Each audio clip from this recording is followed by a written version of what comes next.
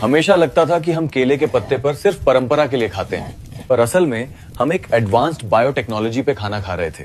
जैसे ही 70 degree C का गर्म खाना इस पत्ते को छूता है, ये पत्ता सिर्फ एक प्लेट नहीं रहता, ये एक्टिव हो जाता है। गर्मी मिलते ही पत्ते की ऊपरी परत एपिक्यूटिकुलर वैक्स पिघलने लगती है। ये कोई साधारण मोम नहीं है, पिघलते ही ये टर्पीन्स रिलीज करता है। ये वही चीज है जो खाने की महक को हमारे दिमाग तक पहुंचाती है। लेकिन असली जादू माइक्रोस्कोपिक लेवल पर हो रहा था।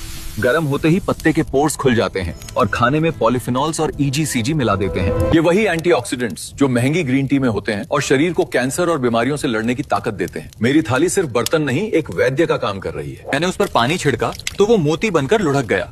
इसे हाइड्रोफोबिक प्रॉपर्टी कहते हैं। इसी वजह से इस पत्ते पर न धूल टिकती है न गंदगी।